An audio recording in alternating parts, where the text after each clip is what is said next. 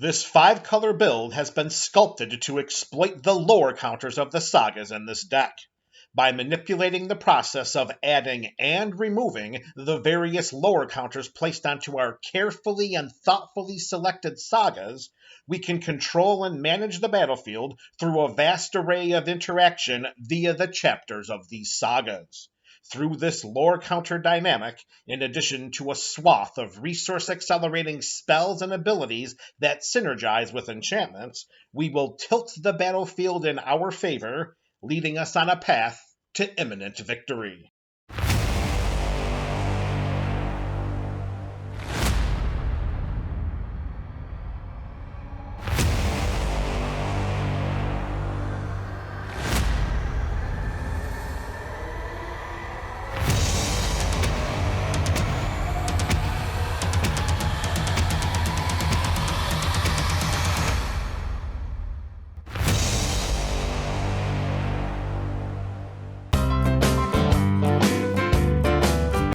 Bombadil made his debut in Lord of the Rings Tales of Middle-earth and is a 4/4 God Bard for WUBRG mana. That's a white, a blue, a black, a red, and a green mana. As long as there are 4 or more lore counters among sagas we control, Tom Bombadil has hexproof and indestructible, his own personalized version of heroic intervention.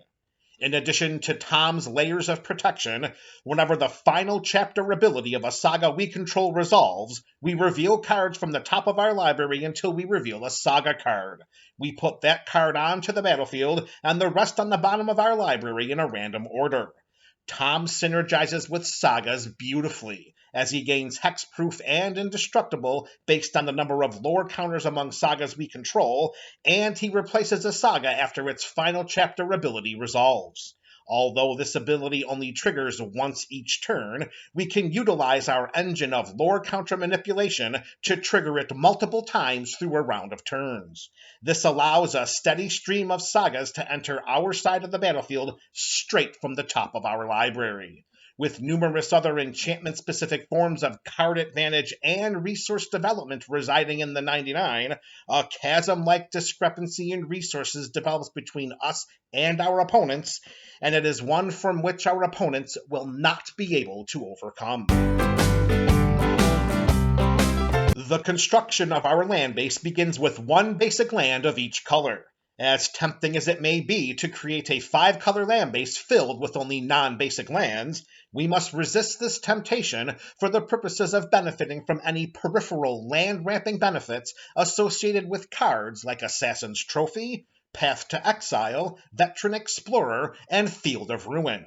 The risk of not benefiting from these free-to-the-battlefield basic lands greatly outweighs the misconceived reward and vanity of sculpting a land base entirely of non-basic lands. With a small handful of basic lands in our back pocket, now we can focus on color fixing. In 5-color builds, installing the full cycle of fetch lands is a popular delivery system for instant speed and immediate mana fixing. By tapping them and paying 1 life, we can put onto the battlefield a land card with at least one of 2 different basic land types. These fetch lands often put any number of the full cycle of shock lands onto the battlefield, which can come into play untapped if we pay 2 life when they enter the battlefield. This is a tried and true blueprint for building a 5-color mana base, and it has been used numerous times here at MTG Burgeoning, as evidenced by various decks residing in the Burgeoning Commander Catalog. However, the land base of this Tom Bombadil deck bucks this trend. Instead, our first full cycle of lands are the slow lands. Each of these lands tap to add one of 2 different colors of mana, and they enter the battlefield tapped unless we control 2 or more lands. Throughout the majority of the game, we can play these lands untapped and have immediate access to their mana. The only drawback is playing one of these lands as our first or second lands of the game, but we have a slew of other lands that can serve as our turn 1 or turn 2 land drops. A great turn 1 and or turn 2 land drop is any one of the lands from the full cycle of fan lands. These lands also tap to add one of 2 different colors of mana, and they enter the battlefield tapped unless we have 2 or more opponents. Although not recommended in a 1v1 game, we can play these lands untapped throughout the majority of the game and have immediate access to their mana. The only drawback is playing one of these lands with just one opponent, but at that point, our resources should have accelerated well past all of our opponents, and playing a land that comes into play tapped should not hinder us at all. For a little more diversity secondary to mana fixing, we include the Streets of New Capenna boss lands. These lands enter the battlefield tapped, but can tap to add one of 3 different colors of mana. As an option, they can be cycled to draw a card by paying 3 generic mana and discarding them. These lands also have 3 basic land types, which allow land type specific spells and abilities to ramp them onto the battlefield straight from our library. Of course, rounding out our mana fixing options is Command Tower, which in this build taps to add 1 mana of any color, and it is the best land in the EDH format. With 31 colored mana producing lands, we have a few utility options to close out the land-based section of this deck tech. We can pay 1 and 1 white mana and tap Hall of Heliod's Generosity to put target enchantment card from our graveyard on top of our library. This allows us to recur our sagas or other enchantments. We can pay 1 generic mana and tap Nesting Grounds to move a counter from one target permanent we control onto another target permanent. Although we can only activate this ability as a sorcery, it still provides us the option of reusing a saga's chapter over and over again. Lastly, we have Karn's Bastion, which we can pay 4 generic mana and tap to proliferate. To proliferate, we choose any number of permanents and or players, and then give them each another counter of each kind already there. Note that we can activate this ability at instant speed, which can cause a plethora of headaches for our opponents. Our ramp spells are a bit lighter than most builds because our sagas and lower counter engine help to accelerate our mana, but we still have a handful of the classics. Farseek has us search our library for a plains, island, swamp, or mountain card and put it onto the battlefield tapped. Note that this land does not have to be a basic land, and since it comes into play tapped, we should always target one of the aforementioned Capenna boss lands. 3 Visits has us search our library for a forest card and put it onto the battlefield. Like Farseek, we do not have to search for a basic land. Unlike Farseek, the land is not forced to come into play tapped. Aside from searching for a basic forest, this sorcery should put one of the Capenna boss lands into play, even though it still enters the battlefield tapped. Closing out the ramp section of this deck tech are Soul Ring, Arcane Signet, and Chromatic Lantern. Soul Ring taps to add 2 colorless mana to our mana pool, and Arcane Signet, in this deck, along with Chromatic Lantern, tap to add 1 mana of any color. Chromatic Lantern also gives our lands the ability to tap to add 1 mana of any color, which basically turns each land we control into the best land in the EDH format, Command Tower. Similar to our ramp spells, our removal and disruption spells are lighter than most builds. And, once again, that's because our sagas are going to play a massive role in managing the battlefield. We do have a couple of instant speed classics in Swords to Plowshares and Beast Within. Swords exiles target creature, and its controller gains life equal to the exiled creature's power, while Beast Within destroys target permanent and gifts its controller with a 3/3 green beast creature token. Note that, if needed, these spells could target our own permanents for the purposes of gaining life and or creating a creature token. Although our sagas are impactful secondary to spot removal and disruption, we may admittedly be a little susceptible to large armies of creatures. To help mitigate this concern, we will rely on 3 of the best mass removal spells in the format for the purposes of ridding the battlefield of any creature concerns. Dam can be cast for 2 black mana to destroy target creature, or we can pay its overload cost of 2 and 2 white mana to destroy all creatures instead. Any creatures destroyed by Dam cannot be regenerated. Blasphemous Act deals 13 points of damage to each creature. The mana value of this sorcery costs 1 generic mana less to cast for each creature on the battlefield. It's very likely that we can cast this spell for just 1 red mana. Lastly, we have Farewell, which allows us to choose 1 or more of the following options: exile all artifacts, exile all creatures, exile all enchantments, and/or exile all graveyards. Since our build is light on creature spells and even lighter on artifacts, exiling all artifacts and creatures may be our most impactful selections. With well over 100 sagas in Magic the Gathering, deciding which sagas to include may become an endeavor of paralysis by analysis. But not here. We have a clear vision for the sagas in this build. We want to interact with and stunt the development of our opponent's sides of the battlefield. We also want to accelerate our own resources and battlefield advancement. This dynamic creates a chasm-like disparity in resources, and it is one from which our opponents will not be able to overcome. Of course, this is just one vision of many possibilities, which also includes ways to go infinite. With a soon-to-be showcased series of cards that can manipulate the lore counters on our sagas, we can dictate the flow of the game and reap the benefits of doing so. With that being said, here are the sagas of Tom the Bomb Bombadil, separated into 3 distinct categories. Elspeth's Nightmare destroys target creature an opponent controls with power 2 or less, has us choose a non-creature, non-land card from an opponent's hand and discard it, and then exiles an opponent's graveyard.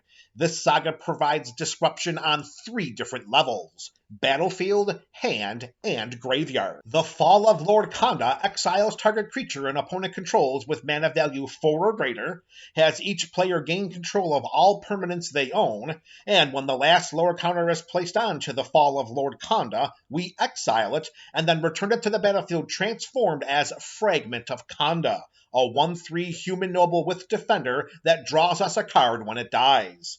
Ideally, we want to exploit this saga's first chapter for the purposes of exiling our opponent's higher mana valued creatures. Remember, it is much more difficult to return a creature from exile than it is from the graveyard. For the first 3 chapters of Trial of a Time Lord, we exile target non-token creature an opponent controls until Trial of a Time Lord leaves the battlefield. Then, when the last lore counter is placed onto this saga, starting with us, each player votes for innocent or guilty. If guilty gets more votes, the owner of each card exiled with Trial of a Time Lord puts that card on the bottom of their library. Although there is the potential for some political chicanery with this saga, we prefer to continue exiling our opponent's creatures while keeping Trial of a Time Lord on our side of the battlefield. Binding the Old Gods destroys target non-land permanents an opponent controls, searches our library for a forest card and puts it onto the battlefield tapped, and then gives creatures we control Death Touch until end of turn. Vacillating between the first and second chapters of this saga provides the best of both worlds for us, as we destroy our opponent's non-land permanents while adding forest cards to our side of the battlefield. Inventive Iteration returns up to 1 target creature or planeswalker to its owner's hand, returns an artifact card from our graveyard to our hand, and if we can't, then we draw a card. When the 3rd and last lore counter is placed onto Inventive Iteration, we exile it and then return it to the battlefield transformed as Living Breakthrough, a 3/3 moonfolk with flying. Whenever we cast a spell, our opponents cannot cast spells with the same mana value as that spell until our next turn. Consistently bouncing our opponent's creatures and planeswalkers to their hands slows their battlefield development and game plans, but perhaps not as much as the oppressive spell-casting restrictions provided by Living Breakthrough. Either way, our opponents will not be happy. The Curse of Fenric has us, for each player, destroy up to 1 target creature that player controls. For each creature destroyed this way, its controller creates a 3/3 green mutant creature token with Death Touch. Chapter 2 has target non-token creature become a 6/6 legendary horror creature named Fenric and loses all abilities. When the last lore counter is placed onto the Curse of Fenric, target mutant fights another target creature named Fenric. Although we could strategically destroy several of our opponent's creatures if this saga resolves all 3 chapters, we could destroy even more if we visit the first chapter over and over again. For the first and third chapters of Blink, we choose target creature, and its owner shuffles it into their library and then investigates. which means they create a clue artifact token, for which that player can pay 2 mana and sacrifice in order to draw a card. For the second and final chapters of Blank, we create a 2/2 black alien angel artifact creature token with first strike, vigilance, and whenever an opponent casts a creature spell, this permanent is not a creature until end of turn. The flexibility of chapters 1 and 3 should not be overlooked. As opposed to tucking our opponent's threats into their libraries, we could target one of our own creatures in order to investigate. The Eldest Reborn has each opponent sacrifice a creature or planeswalker, has each opponent discard a card, and then we put target creature or planeswalker card from a graveyard onto the battlefield under our control. This saga provides 2 layers of resource disruption for each opponent, as well as adding to our side of the battlefield. Preferably, we may want to force our opponents to sacrifice a creature during each of our turns through our lore counter manipulation engine. Elspeth Conquers Death exiles target permanent an opponent controls with mana value 3 or greater, has non-creature spells that our opponents cast cost 2 generic mana more until our next turn, and Chapter 3 has us return target creature or planeswalker card from our graveyard to the battlefield with either a +1/+1 counter on it or an additional loyalty counter. Focusing on Chapter 1 of this saga is imperative, as exiling our opponent's more mana-intensive permanents each turn could be backbreaking. The Kami War exiles target non-land permanents an opponent controls, returns up to 1 other target non-land permanents to its owner's hand, and then has each opponent discard a card, and when the final lore counter is placed onto the Kami War, we exile it and return it to the battlefield transformed as Okagachi Made Manifest, a 6/6 dragon spirit with flying and trample. Whenever Okagachi attacks, defending player chooses a non-land card in our graveyard. We return that card to our hand, and Okagachi gets +X/+0 until end of turn, where X is the mana value of that card. The Kami War is one of the most versatile sagas in this build. The first 2 chapters are dedicated to disrupting our opponent's sides of the battlefield and depleting their resources, while Okagachi provides an evasive offensive threat and acts as a source of card advantage. For the first 2 chapters of Battle at the Hell Vault, for each player, we exile up to 1 target non-saga, non-land permanent that player controls until Battle at the Hell Vault leaves the battlefield. And when it does, we create Avacyn, a legendary 8/8 white angel creature token with flying, vigilance, and indestructible. Volleying back and forth between Chapter 1 and 2 of this saga can completely tip the battlefield in our favor, and the longer Battle at the Hell Vault remains on our side of the battlefield, the greater this advantage becomes. For the first 2 chapters of the Phasing of Zhalfir, it has another target non-land permanent phase out, and it cannot phase in for as long as we control the Phasing of Zhalfir. When the last lore counter is placed onto this saga, we destroy all creatures. For each creature destroyed this way, its controller creates a 2/2 black Phyrexian creature token. Having a board wipe in standby mode is reassuring, but phasing out our opponent's non-land permanents over and over again is far more advantageous. The Trickster God's Heist allows us the option of exchanging control of 2 target creatures, 2 target non-basic, non-creature permanents that share a card type, and then target player loses 3 life and we gain 3 life. The 6-point life swing secondary to Chapter 3's ability does not move the impact needle very much, but swapping creatures with our opponents could be maddening for them, particularly if we win the trade by acquiring a battlefield threat over the lonely creature token we provided. The Akroan War has us gain control of target creature for as long as the Akroan War remains on the battlefield. For Chapter 2, until our next turn, creatures our opponents control attack each combat if able, and then Chapter 3 has each tapped creature deal damage to itself equal to its power. Manipulating Chapter 1 and keeping the Akroan War on our side of the battlefield could lead to a very favorably slanted battlefield. For the first 2 chapters, Time of Ice taps target creature an opponent controls, and it does not untap during its controller's untap step for as long as we control Time of Ice. The last chapter returns all tapped creatures to their owner's hand.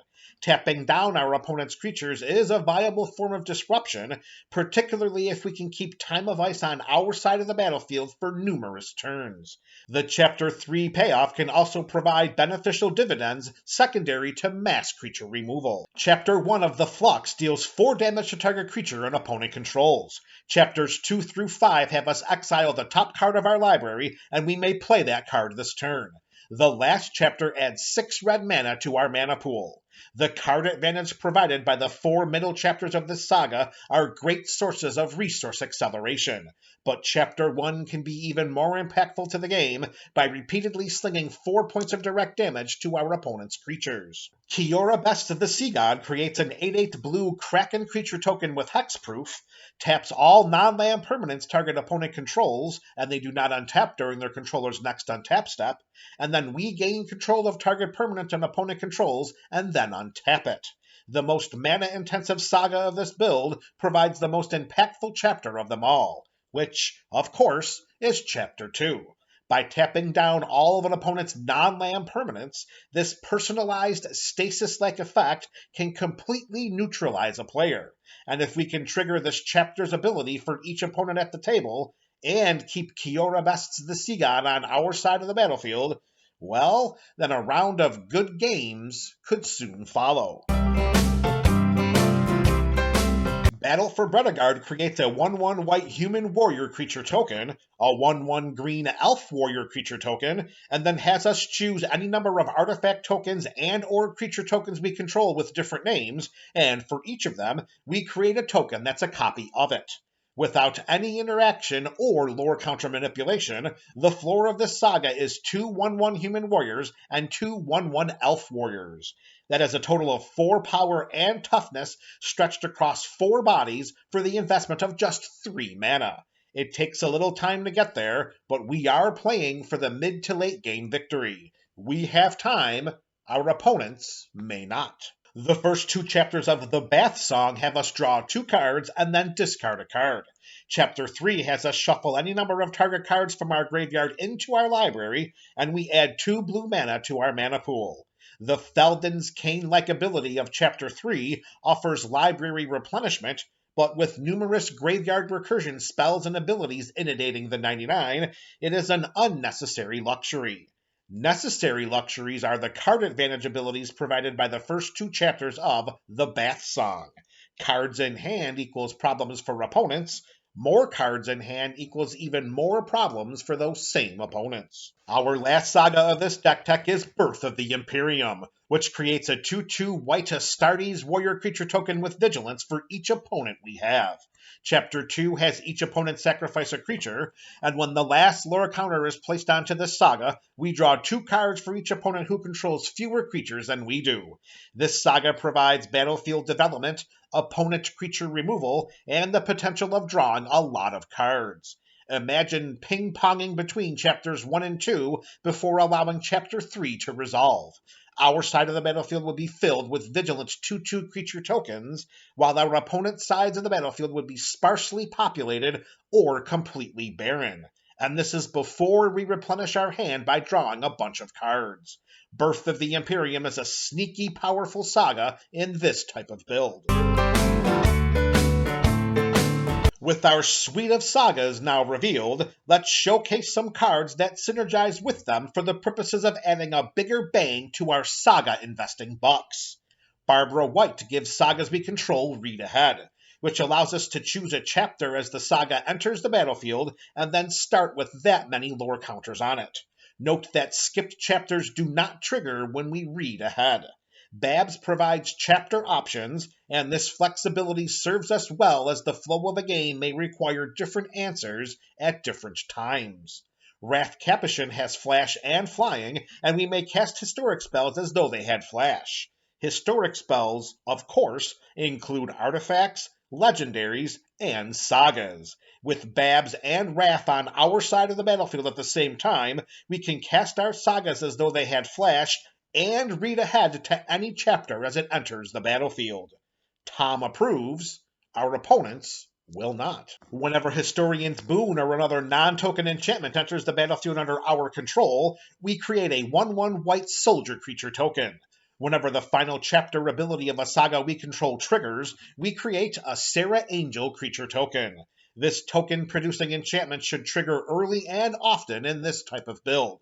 Nearly half of the spells in this deck are enchantments, which also includes our enchantment creatures, and with various soon-to-be showcased ways to copy triggered abilities in this build, creating a chorus of Sarah Angel creature tokens should be easier than Sunday morning. Whenever we sacrifice an enchantment, Narcy, Fable Singer, draws us a card. This human bard also has lifelink, and whenever the final chapter ability of a saga we control resolves, each opponent loses X life and we gain X life, where X is that saga's mana value. Throughout the game, Narcy's life drain ability can slowly create a large gap in life totals, and she can also play the role of closer very quickly.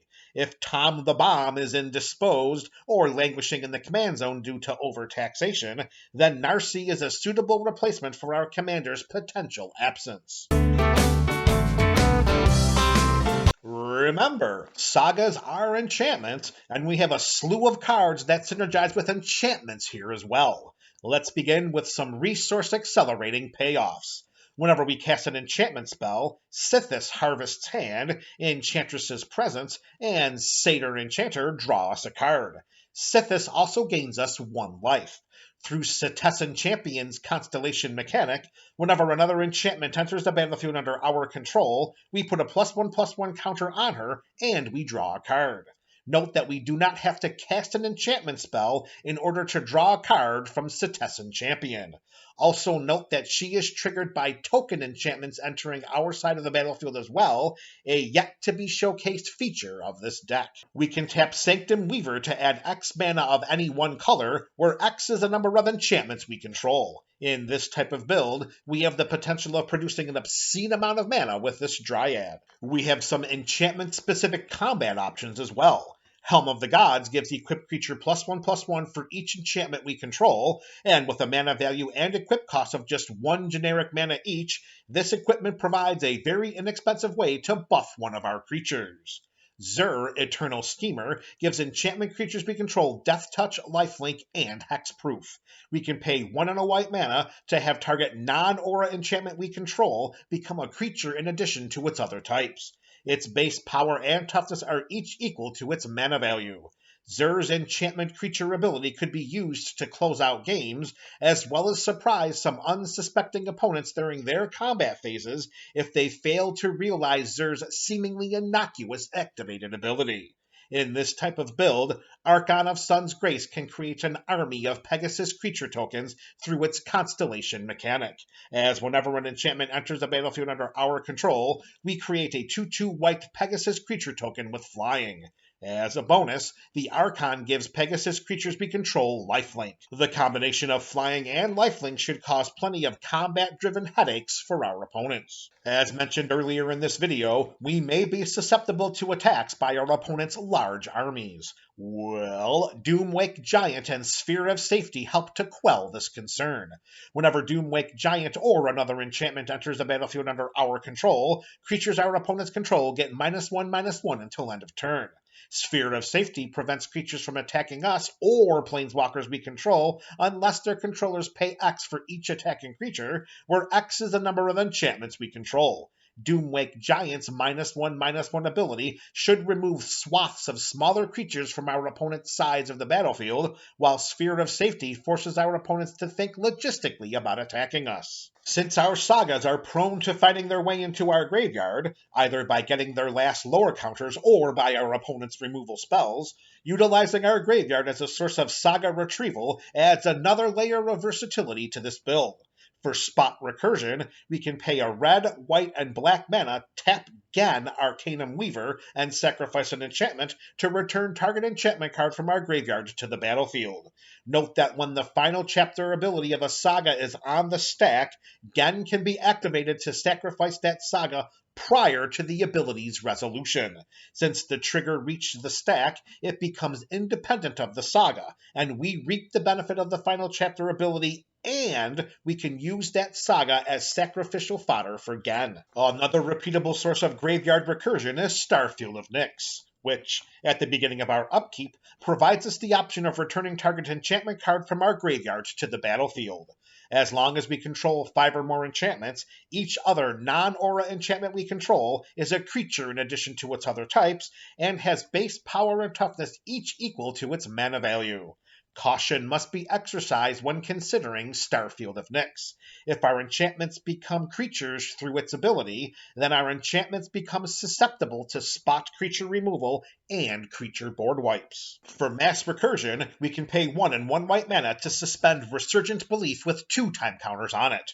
At the beginning of our upkeep, we remove a time counter from it, and when the last time counter is removed, we cast Resurgent Belief without paying its mana cost, and when we do, we return all enchantment cards from our graveyard to the battlefield.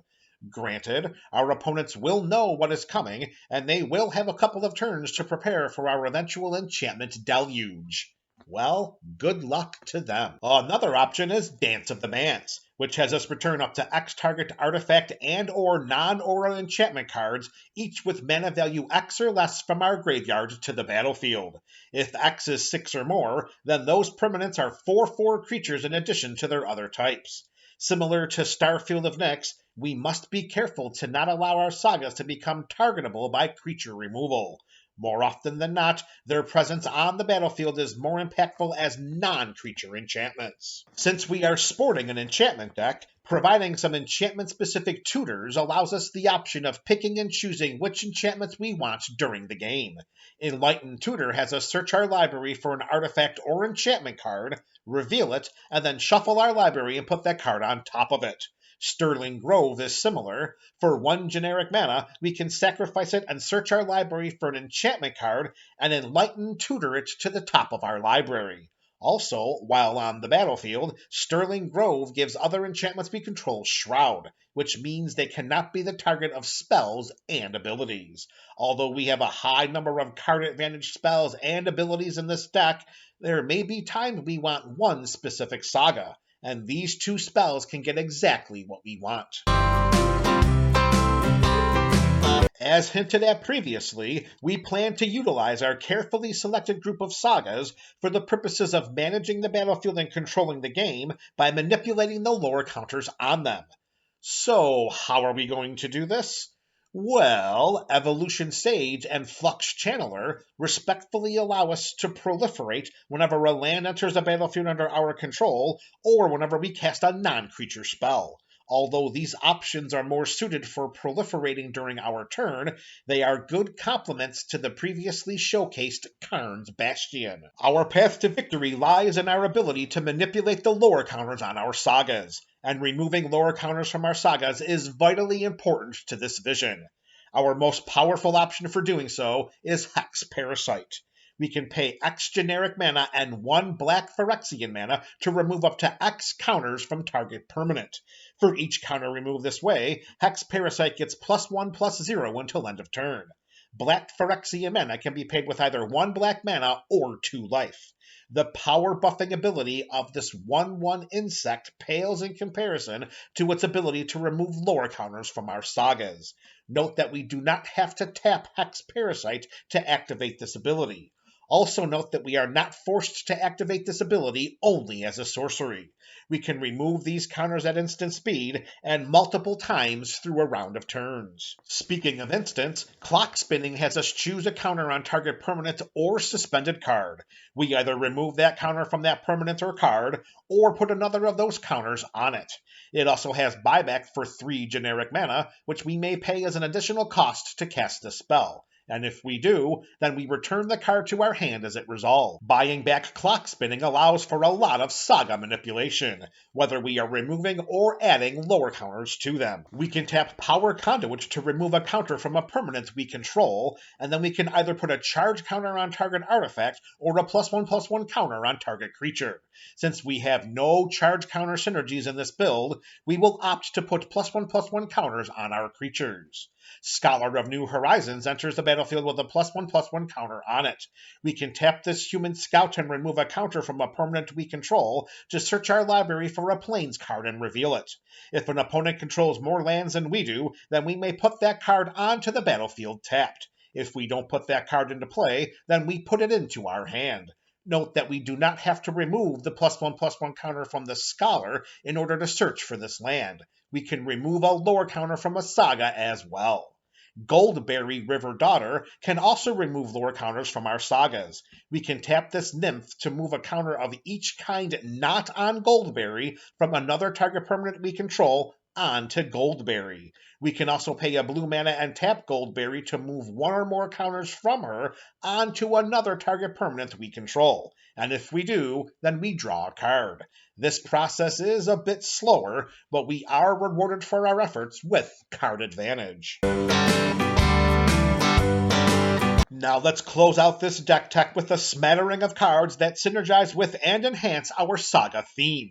Privileged Position gives other permanents we control hexproof, and when paired with the aforementioned Sterling Grove, the layers of spot protection provided to our enchantments will cause our opponents layers of headaches. Whenever we put one or more counters on a permanent or player, All Will Be One deals that much damage to target opponent, creature an opponent controls, or planeswalker an opponent controls. In this build, we are throwing around lower counters like nobody's business. So let's throw around some peripheral direct damage by doing so. We can pay 3 and 1 white mana and cast Cosmic Intervention, or we can pay 2 generic mana to foretell it, and then cast it for 1 and 1 white mana on a later turn. Either way, if a permanent we control would be put into a graveyard from the battlefield this turn, we exile it instead. We then return it to the battlefield under its owner's control at the beginning of the next end step. Cosmic Intervention is a great way to rebound from a board wipe, or a way to immediately recur one or more sagas that reach their final chapters during the same turn. Weaver of Harmony gives other enchantment creatures we control +1/+1. We can also pay a green mana and tap this Snake Druid to copy target activated or triggered ability we control from an enchantment source. We may choose new targets for the copy. This is all about targeting our chapter abilities, and getting 2 for the price of just 1 green mana is just aces in our books. Instead of copying a trigger, let's copy an entire saga by paying 2 generic mana and tapping Yenna Redtooth Regent. Here, we choose target enchantment we control that does not have the same name as another permanent we control, and then we create a token that's a copy of it, except it is not legendary. If the token is an aura, which it will not be, we untap Yenna and scry 2. Even though it is a sorcery speed ability, for just 2 generic mana, we can create a copy of any saga we control, as long as there is not another copy of it on our side of the battlefield. We will take that value every day of the week and twice on Friday Night Magic. Giving us the best of both Weaver of Harmony and Yenna is Lithiform Engine, which has 3 different activated abilities. For 2 generic mana, we can tap it and copy target activated or triggered ability we control, and we may choose new targets for the copy. For 3 generic mana, we can tap the engine to copy target instant or sorcery spell we control, and we may choose new targets for the copy. Lastly, we can pay 4 generic mana and tap Lithiform Engine to copy target permanent spell we control, which becomes a token. In this build, the first and third abilities are our most potent choices. We can copy the chapter abilities of our sagas for 2 mana, and we can copy an entire saga for 4 mana. This artifact can do a lot of heavy lifting in this deck. Lastly, and bringing this deck tech to a close, are Estrid's Invocation and Displacer Kitten, which may be the 2 most powerful cards in the 99 of this build. We may have Estrid's Invocation come into play as a copy of any enchantment we control, except that gains, at the beginning of our upkeep, we may exile this enchantment. If we do, then we return it to the battlefield under its owner's control. Estrid's Invocation allows us to copy any of our sagas when it returns to play, which only means more and more battlefield management as it hops around from copying one saga after another. Displacer Kitten could be even more impactful, as whenever we cast a non-creature spell, we exile up to 1 target non-land permanent we control, and then return it to the battlefield under its owner's control. 46 of the 65 spells in this deck are non-creature spells, meaning that we should be able to flicker our sagas very frequently, which, once again, means more and more battlefield management and more victories.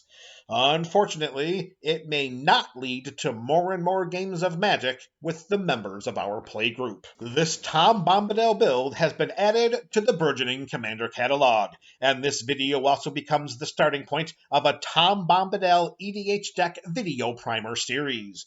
These playlist series can be accessed in the description below on our YouTube page or at the end of this video. The Burgeoning Commander Catalog is my personal collection of EDH decks.